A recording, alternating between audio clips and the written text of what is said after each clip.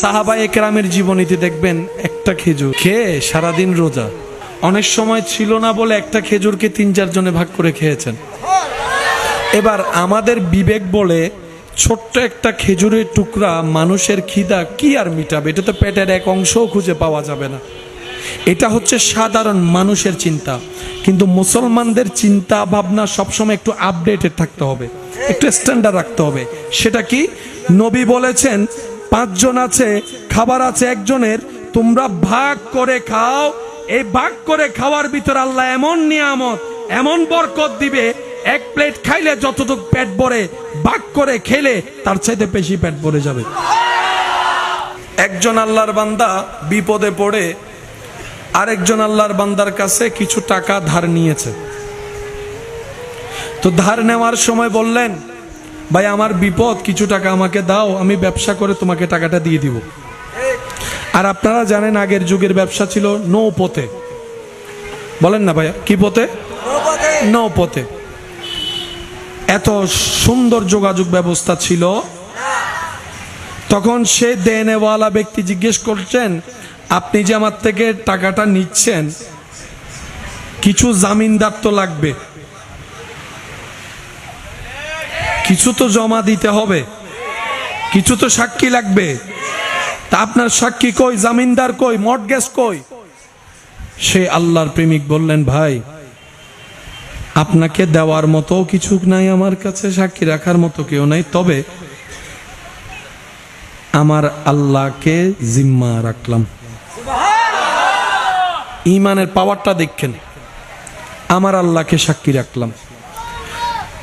এই ভিন্ন ধরনের কথাটা দেনেওয়ালার অন্তরকে আনন্দিত করেছে, সাথে সাথে দিয়ে দিয়েছে।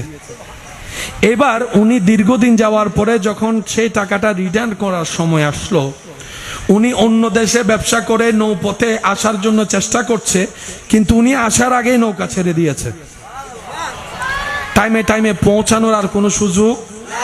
আমরা তো এখন কোন রকম সিএনজি না পাইলে বাসে যাচ্ছি, অন্তত বাসে না পালেও কি রাইডার না কি কতগুলো আছে, এগুলাতে যাচ্ছি। কোনো না কোনো ভাবে আমরা যাওয়ার ব্যবস্থা করি, কিংবা ফোন কলে হলো কথা বলি। তখন তো সেই ব্যবস্থা ছিল, কিন্তু আল্লাহ কখনো আল্লাহর উপর বর্ষকারীকে বেইজ্জত হতে দেয় না। সুবহানাল্লাহ। এবার সে ব্যক্তি কি করলেন, একটা কাঠ নিলেন, কাঠ নেওয়ার পর সেখানে সে টাকাটা রাখলেন যেটা ওই পাওনাদারকে দিতে হবে, এবং সেখানে কাগজে লিখে দিয়েছেন সমস্ত বিস্তারিত। ওই গাছটাকে আল্লাহর উপর ভরসা করে ছেড়ে দিয়েছেন। এবার আপনারাই বলেন, নদীতে যদি গাছ ছেড়ে দেয় কোন দিকে যায়, কেমন যায়? কারো কি কোনো হাত পা আছে? ডাইনেও যাইতে পারে, বামও যেতে পারে। ওইদিকে সে পাওনাদার নদীর ঘাটে এসে বসা, ওই নৌকা চলে এসেছে কিন্তু ব্যক্তিটা আসে। উনি মনে মনে চিন্তা করলেন, হাই কোন বাটপারের পাল্লায় পড়লাম, আল্লাহর নাম নিয়েও এত বড় বাটপারি। মনে মনে চিন্তা করছে, নদীর পারে বসে আছে। হঠাৎ করে সবাই চলে গেছে, কিন্তু উনি বসে আছে, ওনার আর বসা থেকে উঠতে ইচ্ছা করছে না। অনেকক্ষণ বসে থাকার পরে দেখে দূর থেকে কি যেন একটা আসছে। এই মানুষ, এতগুলা মানুষ ছিল, কারো অন্তরে সেই আশাটা জাগে নাই, ওনার অন্তরে আশাটা জাগলো যে জিনিসটা একটু কি দেখি, ভিন্ন রকম লাগতেছে, গাছের মতো লাগে, আবার উপরে জানি কি দেখা যাচ্ছে।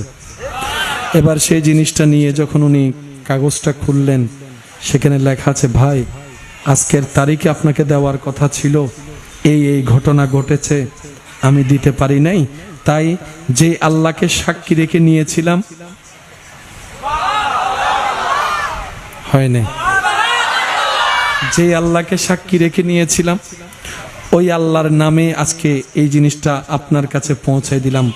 আমার ঈমান বলে এটা আপনার হাতে যাবে যাবে যাবে যাবে যাবে যাবে, কারণ আজকের এই কাঠের নিয়ন্ত্রণ পানি করবে না, রব্বুল আলামিন নিজেই করাবেন। কিছুদিন পরে ওই ব্যক্তিটা নৌকা নিয়ে আসলো ব্যবসা শেষ করে, এসে আবার নতুন করে টাকা জমায়ে ওনার কাছে গেছে, যদি না পায় সেজন্য আবার নতুন করে নিয়ে গেছে। যাওয়ার পরে যখন টাকাটা দিতে লাগলেন, উনি বললেন, ভাই আপনি ওই দিন পাঠিয়েছেন, আমি পেয়েছি, আরো জোরে বলেন।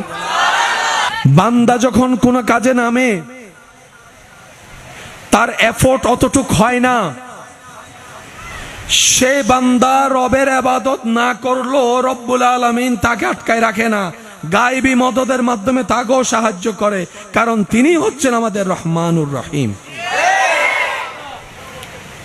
মেয়ের বাবা ছেলের বাবা দুইজন মিলে কথা বলছে, 5 দিন পরে বিয়ে, 5000 মানুষের আয়োজন, সামর্থ্য এখনো হয় নাই যে সবার জন্য আয়োজন করা, সেখানে আবার ডাল ভাত দিলে হবে না।